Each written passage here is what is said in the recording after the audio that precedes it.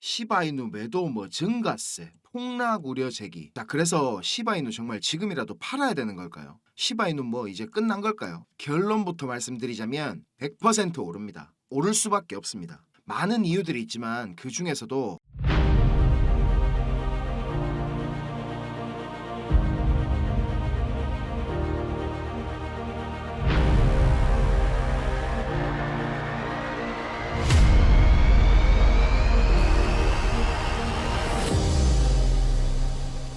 지금 시바이누가 업비트 기준으로 고점 대비 마이너스 60% 정도 하락한 시세를 보여주고 있죠. 지난 2월달, 3월달에 대략 한 400% 정도의 상승을 보여줬기 때문에 많이 오른 만큼 많이 조정을 받고 있지만 여기 보시면 지금 6개월 평균 상승률로 보면 83% 정도로 아직 시바이누가 1등입니다. 최근 1년 상승률만 봐도 175%예요. 175%. 이거 주식하는 사람들이 보면 기절 초풍할 수익률이죠. 지금 몇십 프로씩 마이너스 나가지고 괴롭고 힘드신 분들 꽤 있으실 것 같은데 오늘은 이런 분들한테 제가 솔직한 말씀을 좀 먼저 드려보려고 합니다. 가격이 막 이렇게 빠진다고 아무것도 못하고 한숨만 벅벅 쉬면서 소주만 빨고 계신 분들은 죄송한 말씀이지만 지금 투자가 아니고 도박을 하고 있는 겁니다. 도파민에 막 그저 취해가지고 리서치나 분석도 없이 그냥 막 사셨을 게 분명하고, 그리고 비중 조절 이런 것도 모르고 그냥 몰빵을 쳐서 그런 거예요.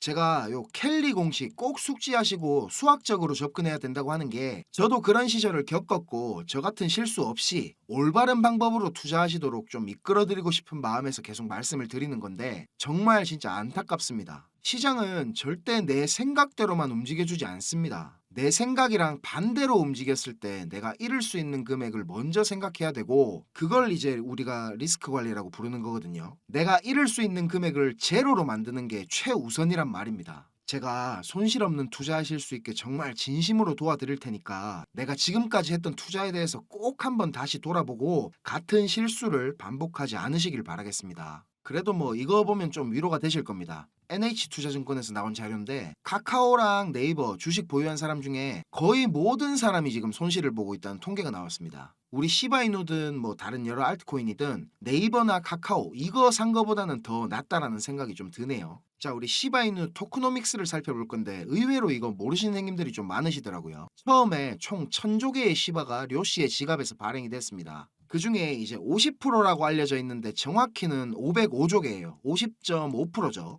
이게 이제 이더리움 창시자 우리 비탈릭 부테린의 지갑 주소로 전송이 됐고, 나머지 495조 개의 시바이누는 이더리움 덱스 중에 제일 큰 유니스왑이라는 곳에 이더리움이랑 쌍으로 묶여가지고 유동성으로 제공을 했었어요. 이게 무슨 말이냐면 탈중앙화 거래소 요거 사용 안 해보신 분들은 생소하실 텐데 단일 자산으로 예치를 시키는 곳들도 있습니다. 그런데 대부분의 덱스들은 이렇게 쌍으로 묶어가지고 예치를 하거든요. 그래서 처음에 이더리움 10개랑 시바이누 495조 개랑 이렇게 쌍으로 묶여서 예치가 됐는데, 이 말이 뭐냐면 유니스왑이라는 탈중앙화 거래소에서 이더리움으로 시바이누를 살 수 있게 만들었다는 겁니다. 이런 유동성이 있어야 이제 스왑을 해서 바꿀 수가 있는 시스템이거든요. 이렇게 유동성으로 제공하고 나서 진짜 말도 안 되는 스왑이 일어나가지고 나중에 한 10개월 정도 있다가 이제 유니스왑에 있는 이 LP 토큰을 인출을 했는데, 그때 보니까 이제 시바이누는 2.2조 개가 남았고 원래 10개를 맡겨놨던 이더리움은 13,291개로 바뀌어 있었습니다. 그리고 이렇게 인출을 지금 비탈릭 부테린이 했는데, 그러면 비탈릭이 갖고 있는 시바이누는 몇 개가 되겠습니까? 505조 개 요거 받은 거에다가 아까 찾은 거 2.2조 개 추가돼서 507조 개가 되겠죠. 그죠? 이렇게 비탈릭이 갖고 있던 507조 개의 시바이누 중에서 50조 개가 이제 인도에 코로나 때 기부가 됐고 410조 개, 나머지 물량이죠. 410조 개를 소각을 시켜버립니다.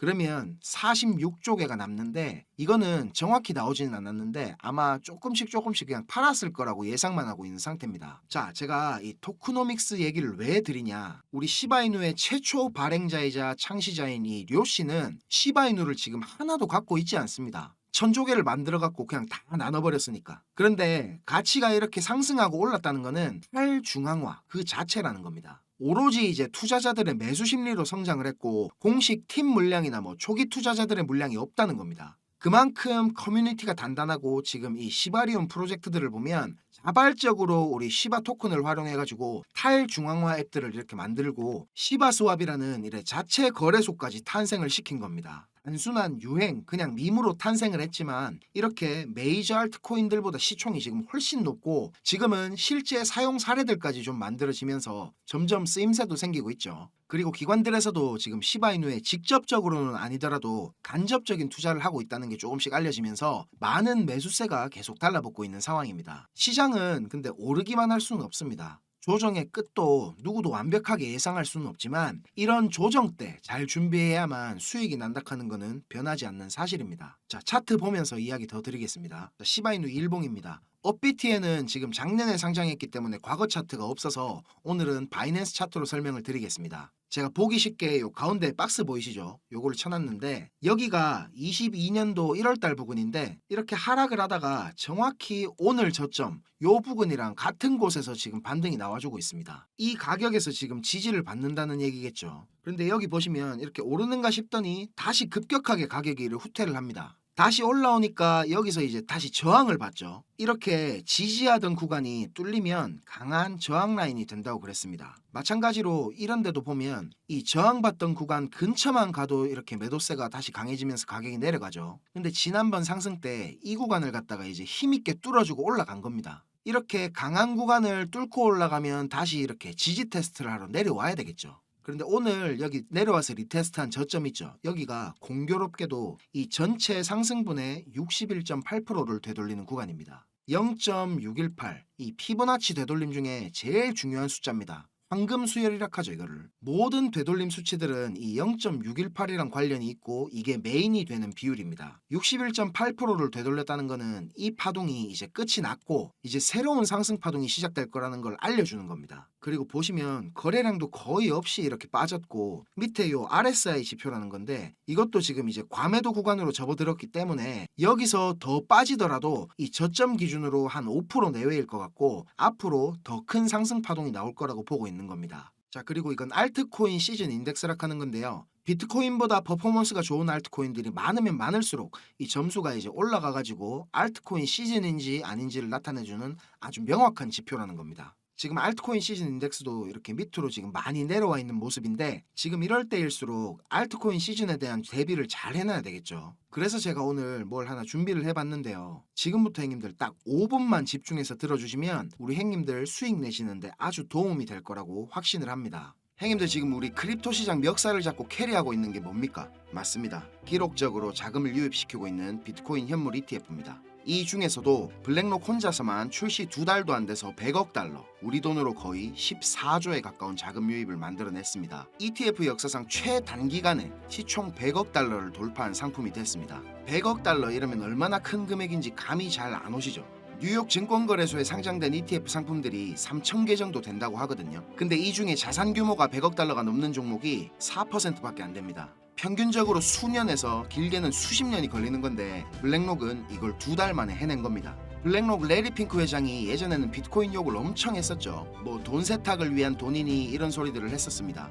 그런데 2022년부터 입장을 완전히 바꿉니다. 스테이블 코인 USDC 아시죠? 이 USDC의 발행사인 서클에다가 4억 달러 투자를 발표하고 나서 블랙록의 기관 고객들 중에 비트코인에 관심이 있는 투자자들을 조용히 끌어들입니다. 그리고 사모펀드를 하나 만들어서 블랙록 자체 자금으로 비트코인에 투자를 하기 시작했습니다. 올 초에 비트코인 현물 ETF 상품 IBIT를 내놓은 뒤에는 이렇게 말했었죠. 비트코인은 디지털 골드다. 금을 대체할 글로벌 자산이다. 월스트리트의 제일 큰 스피커 중에 하나인 레리 핑크의 이런 발언 때문에 비트코인은 금처럼 완벽하게 제도권 안에 들어온 가치 저장 수단으로 인정을 받고 있습니다. 세계에서 제일 큰 돈을 굴리는 블랙록의 CEO가 이런 말을 하니까 자연스럽게 뉴욕 거래소에 천문학적인 자금들이 유입이 되고 그동안 상장사 중에서는 비트코인 보유량으로 항상 최고를 달리던 이 마이크로 스트래티지를 제치고 블랙록이 세계에서 비트코인이 제일 많은 회사로 올라섰습니다. 이 뉴스가 나오던 시점에 27만 4천 개가 조금 넘게 보유하고 있더라고요. 어마어마하죠 진짜. 마이클 세일러 형님이 2020년도부터 비트코인을 사모았는데 4년 동안 사모은 양을 블랙록은 3달 만에 뛰어넘은 겁니다. 그리고 며칠 전에는 이런 일도 있었죠. 헤데라가 블랙록하고 파트너십을 진행하는 것 같이 트위터에다가 글을 올렸었는데, 그리고 나서 헤데라는 하루 만에 가격이 2배가 넘게 급등을 했습니다. 근데 다음날 블랙록에서 뭔 소리고 우리 아무것도 안 하는데, 이렇게 파트너십이 아니라고 발표를 했죠. 이 발표를 하자마자 가격이 40%가 넘게 폭락을 했습니다. 이거를 뭐 단순한 해프닝으로 볼 수도 있지만 조금 다르게 생각하면 지금 크립토 시장 주도권이 블랙록한테 완전히 넘어갔다고 볼 수 있는 거겠죠. 그냥 블랙록 이름만 살짝 들려도 이렇게 미친 듯이 펌핑이 오는 걸 보면 역시 블랙록은 블랙록이구나 이런 생각이 들었습니다. 힘의 차이가 확실히 느껴지지 않습니까? 자, 그런데 이런 공룡 같은 블랙록이 앞으로 주목하고 있는 섹터는 뭐일 것 같습니까? 블랙록뿐만이 아니고 크립토 시장 전체가 지금 주목하고 있는 분야죠.